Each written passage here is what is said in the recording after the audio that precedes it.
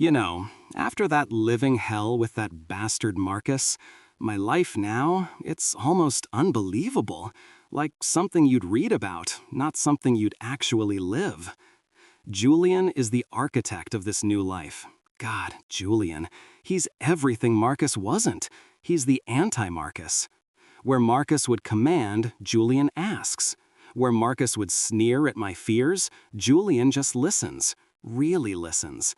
He won't offer cheap solutions or tell me to get over it.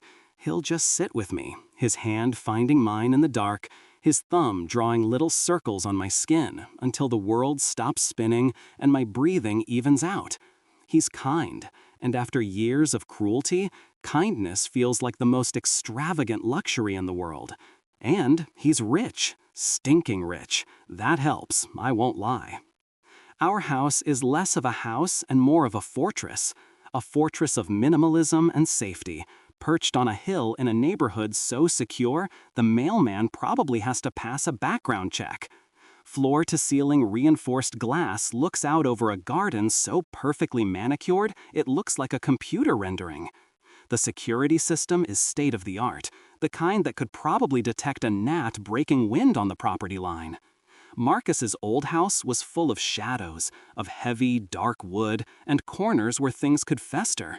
This place is all clean lines, white marble, and light. There isn't a single corner for a bad memory to hide in. I designed it that way. I stand at the kitchen island, the espresso machine hissing as it froths the milk for my latte. The smell of coffee beans, the warm weight of the ceramic mug in my hands, the quiet hum of the high-tech refrigerator. These are the sounds of my new reality. I take a sip and walk over to the massive window, looking out at the impossibly green lawn. Sometimes I'll just be standing here and a laugh will bubble up out of nowhere. A real, genuine laugh. It still feels foreign. It feels like I've stolen someone else's life, and any minute now, the real owner is going to show up and demand I give it back. But the peace is fragile. The cracks are there, right beneath the surface. I still can't stand the dark. It's stupid, I know, a childish fear, but it's there. It ambushes me. The other day, I went into the walk-in pantry to get some pasta, and the automatic light took a second too long to turn on.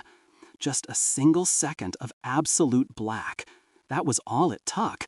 My heart hammered against my ribs, my breath caught in my throat, and the cold sweat prickled my skin. I had to lean against the shelving, breathing in the scent of dried herbs and spices, just to ground myself. Julian found me there a minute later, my knuckles white from gripping a tin of tomatoes. He didn't say a word, just led me out into the light. It's just a psychological scar, I tell myself, a leftover tick from the trauma. It'll fade. I guess I should tell you what he did, the thing that started all this. It was during one of our last truly awful fights, the kind where the air gets thick and tastes like metal. He'd been drinking. He dragged me, kicking and screaming, and threw me down the stairs into the cellar of that old house. He slammed the heavy oak door and locked it, plunging me into a darkness so complete I couldn't tell if my eyes were open or closed. And in that dark, I heard things. At first, I thought it was just my own panic, the blood roaring in my ears. But then it came. A sound from inside the walls. A frantic scratching. A dry, desperate scraping, like something with long claws was trying to dig its way out or in. Then came the breathing. Not mine. It was a heavy, wet, ragged sound. And then something cold and damp brushed against my bare ankle. To keep from going completely insane down there, I had to give my fear a face. I built a story, a plausible explanation. I decided that Marcus, in his sick, twisted way, had trapped an animal down there with me. A big, rabid raccoon maybe, or a feral dog, something diseased and angry.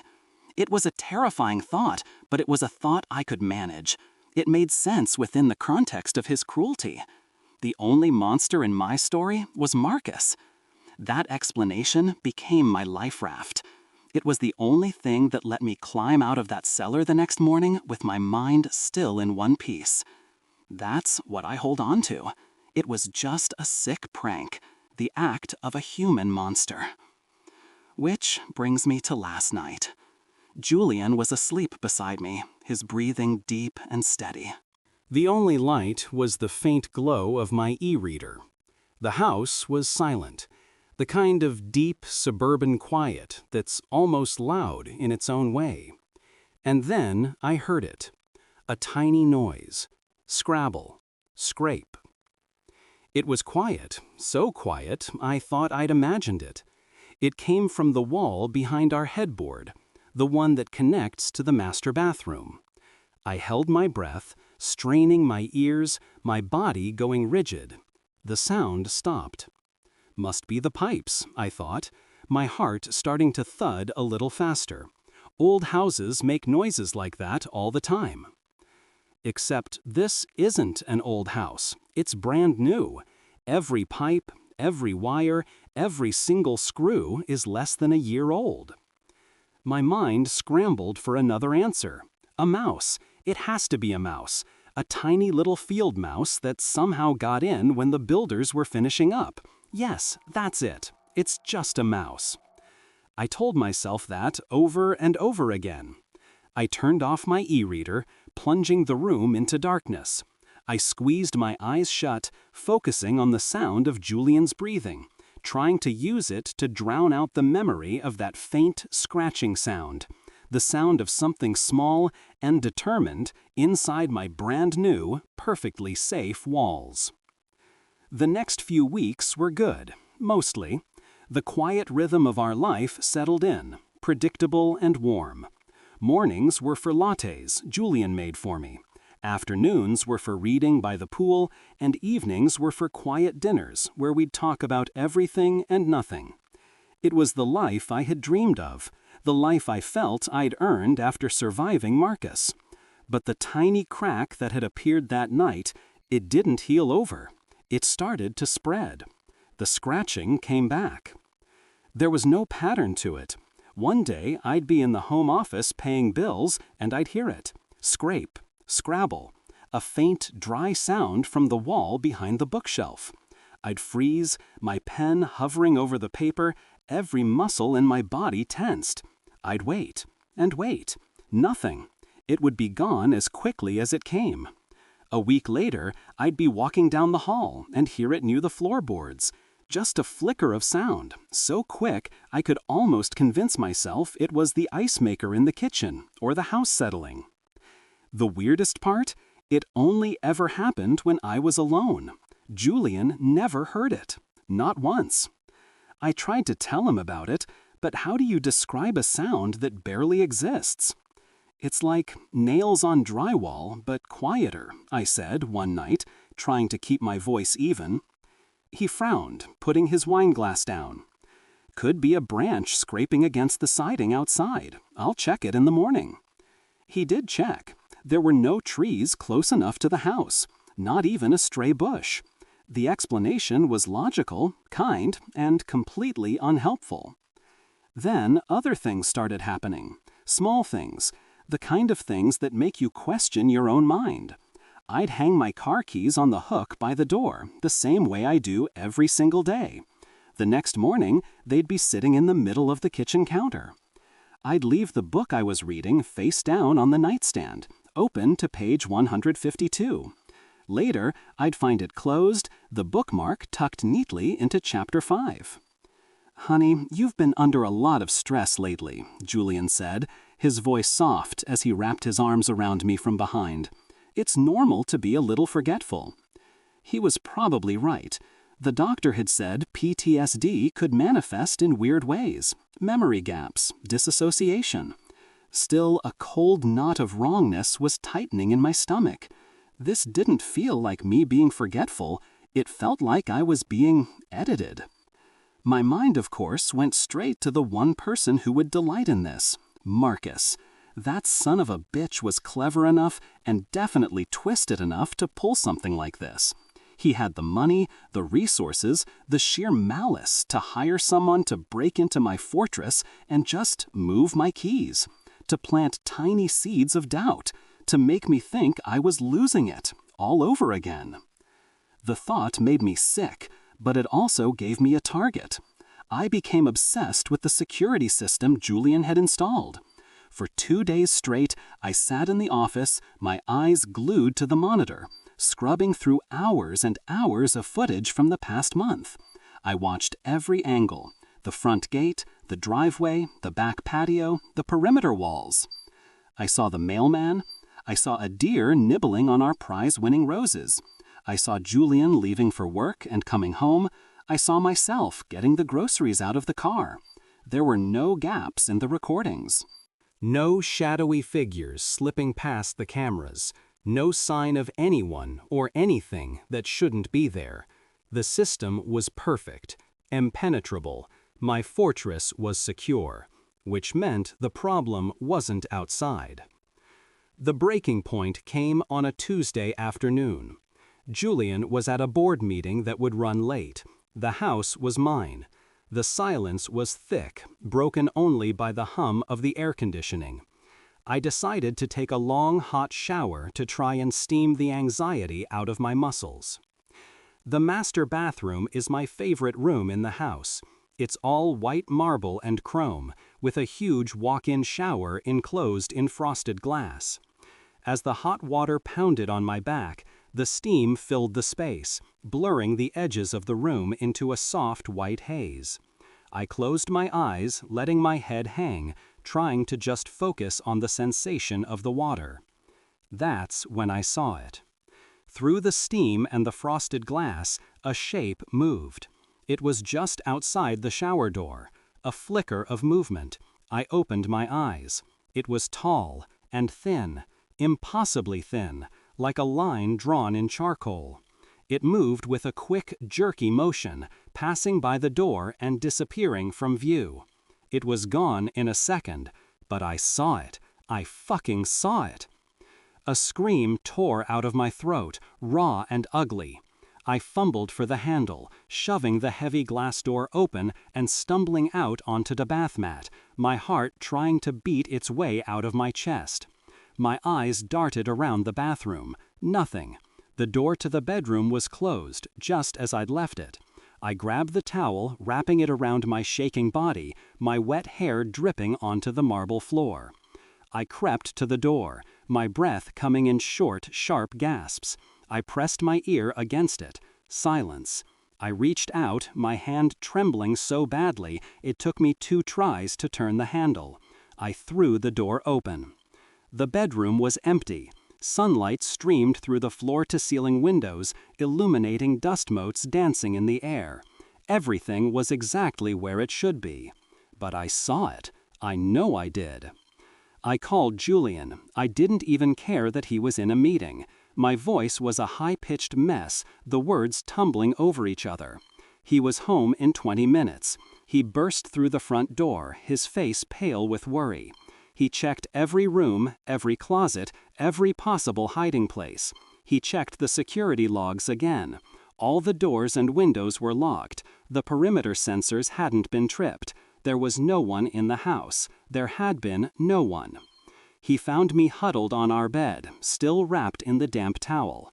He pulled me into his arms, holding me tight against his chest. "It's okay, Ellie," he murmured into my hair. "You're safe. I'm here." I wanted to believe him. God, I wanted to. But as I pulled back, I saw the look in his eyes. The deep, aching concern was still there, but it was mixed with something else now. Something I'd seen in the eyes of therapists and doctors for years. It was pity. He didn't believe me. He thought I was hallucinating. That night we had our first real fight. It didn't start with shouting. It started quietly, which is always so much worse. We were picking at our dinner, the silence stretching between us. "Ellie," he began, putting his fork down, "I've been thinking. Maybe it would be a good idea to talk to Dr. Evans again." My blood went cold. My therapist? Yeah, just to check in. You've been through so much. It's only natural that—" He trailed off, seeing the look on my face. "That what, Julian? That I'm seeing things? That I'm making it all up?" My voice was sharp, brittle. "No, of course not." He reached for my hand, but I pulled it away. "I don't think you're crazy, Ellie. I just think you're still hurting. What Marcus did to you, that leaves scars. Maybe they're just showing up in a new way." He meant well. I know he did. He was trying to be the good husband, the supportive partner. But his words felt like a betrayal. He was supposed to be the one person in the world who was on my side, who would believe me no matter what. He was my safe harbor, and he was telling me the storm was all in my head. "So you think that thing in the bathroom, that was a scar?" I asked, my voice dangerously low. "The keys moving, the sounds in the walls, that's just me being hurt?" "I don't know what it is," he said, his own frustration finally starting to show. But the alternative is that there's a ghost or a ninja sneaking into our billion-dollar security system to move your bookmark, which sounds more likely to you. I stood up from the table, my chair scraping against the floor. I looked at this kind, wonderful man who had saved me, and for the first time, I felt completely, utterly alone. Even here, even with him. My fortress had only one occupant, and I wasn't sure if it was me or the thing that was hunting me. The silence in the house the next morning was worse than the fight itself. It was a thick, heavy thing clinging to the white marble floors and the minimalist furniture. Julian made coffee without a word, his movements precise and controlled. He placed a mug on the counter for me, our hands not touching. It felt like we were two polite strangers sharing a very expensive hotel suite. The only sound breaking the quiet was a rhythmic plink, plink, plink from the kitchen sink, a leaky faucet. How fucking normal. "I'll call someone," Julian said, his eyes fixed on the drip as if it were the most important problem in the world. Maybe it was. It was a problem he could see, a problem he could fix. He called a local guy, a Mr. Henderson, someone he said his family had used for years. Reliable, trustworthy. The words hung in the air between us. Mr. Henderson arrived an hour later, his van a cheerful blue against our stark gray driveway. He was an older man, maybe in his late 60s, with kind, crinkly eyes and a work belt that had seen better decades. His presence immediately changed the air in the house. He was just a normal guy, here to fix a normal problem. He smelled like sawdust and peppermint.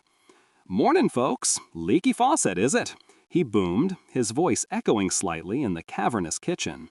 "Don't you worry, we'll have that sorted in a jiffy." Julian gave him a tight smile, and then glanced at his watch. "I've got to run to the office, Ellie. Some things I can't move." He looked at me, his eyes pleading. "Please be okay. Please be normal."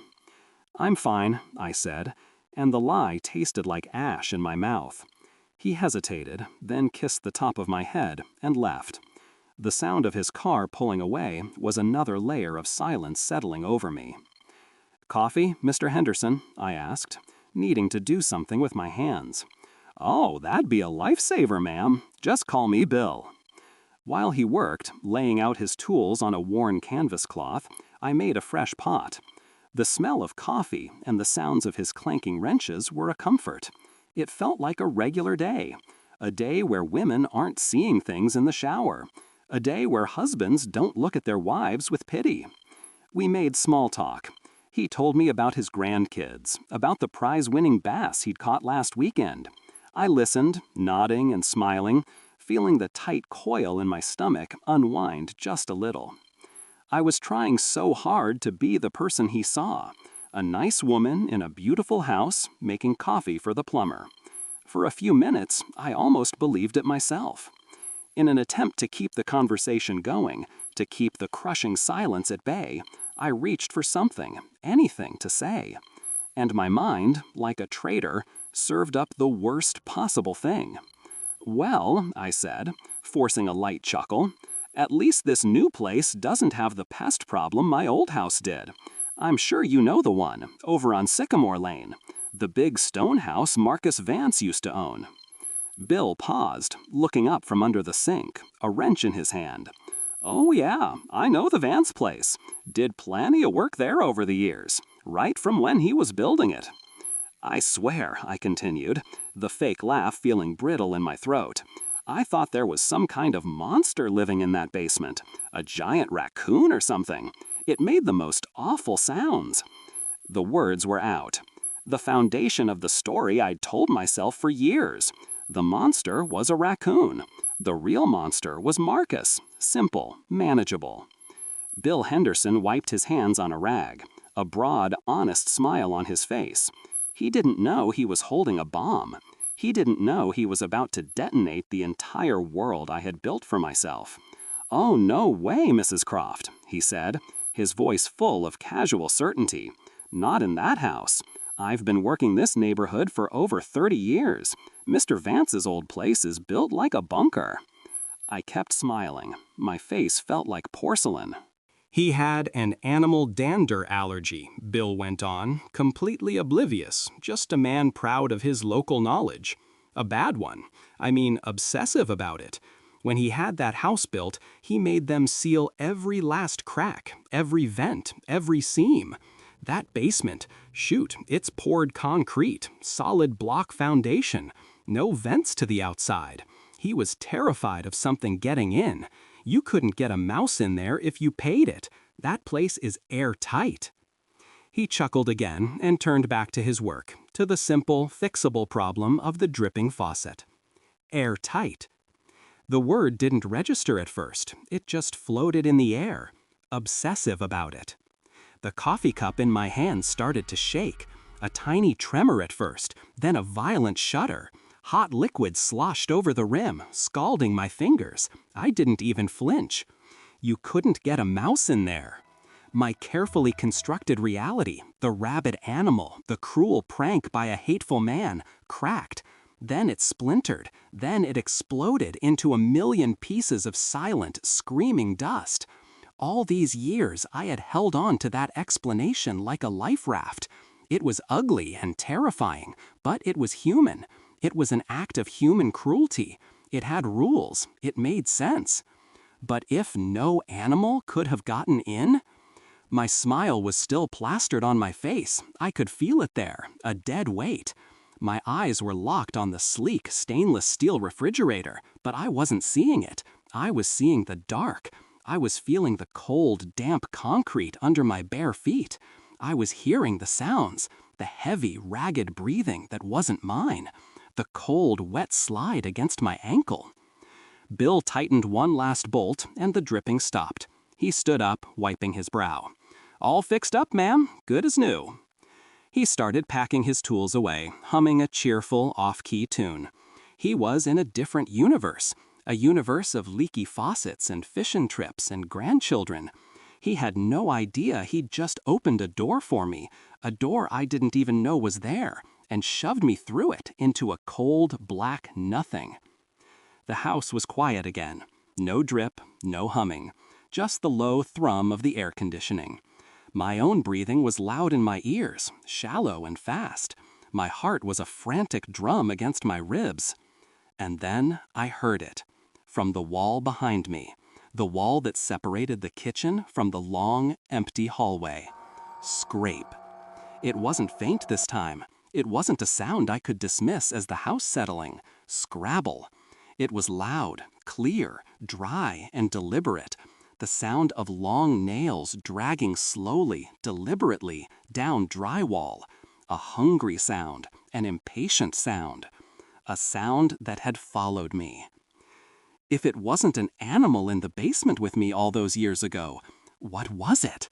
And dear God, what had I brought home?